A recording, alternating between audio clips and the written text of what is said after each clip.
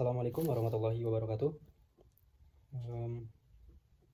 Let's introducing myself. My name is Naufal Persep Malan with name H1C024111.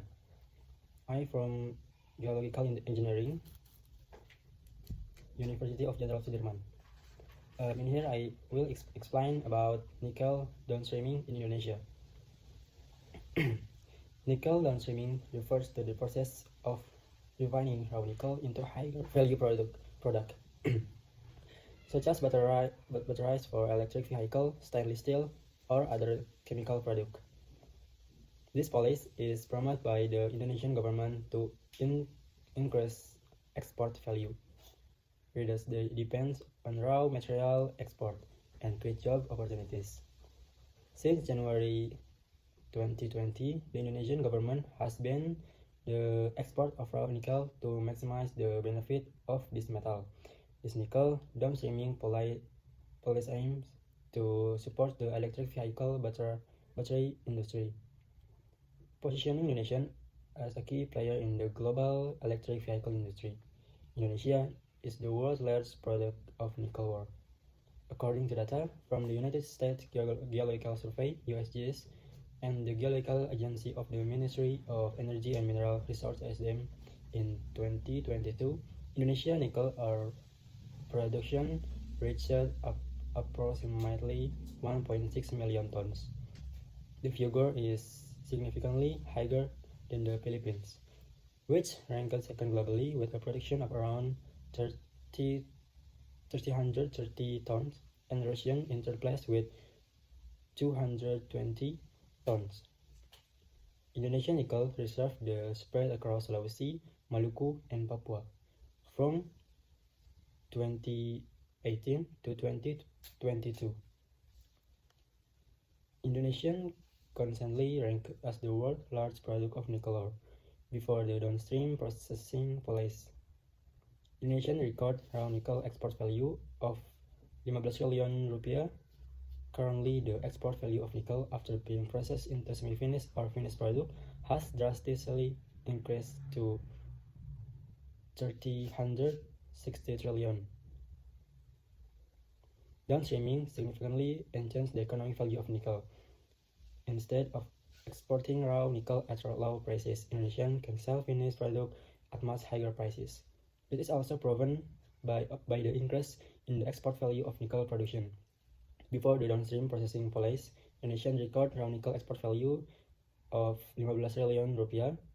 Currently, the export value of nickel after being processed into semi-finished or finished product has drastically increased to 360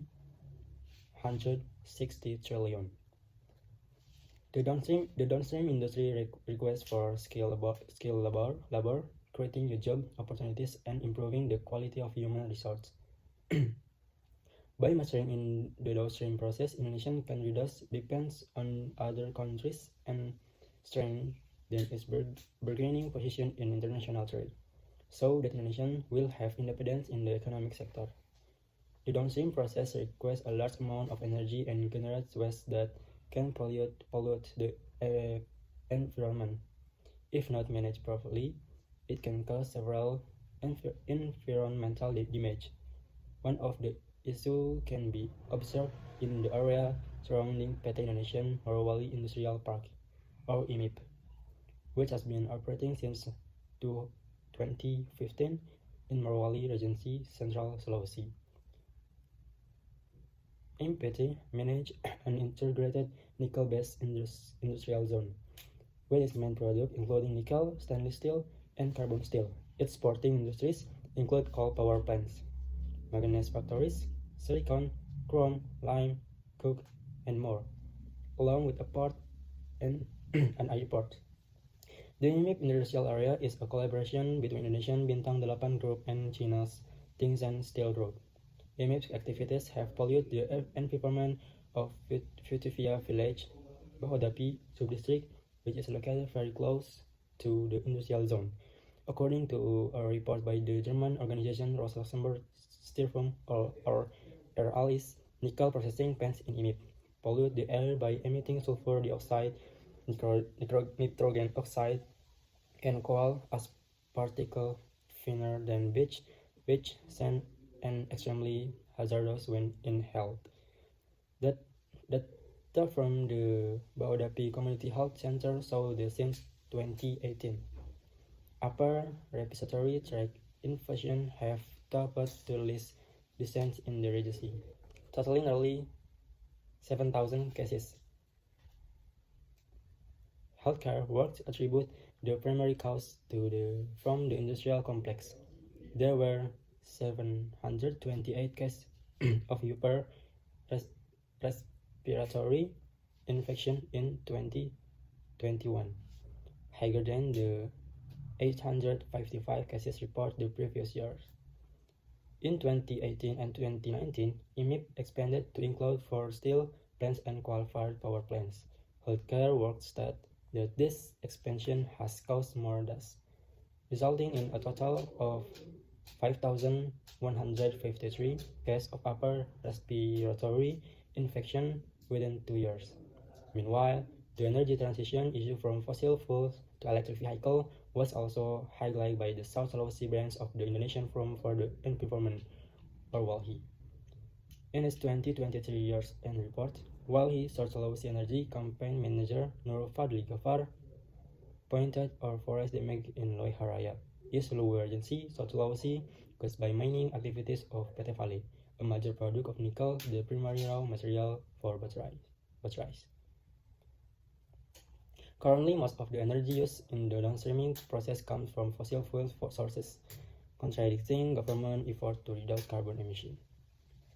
Although battery production for electric vehicle has started in Indonesia, the core raw material, nickel sulfate, does not actually come from Indonesia.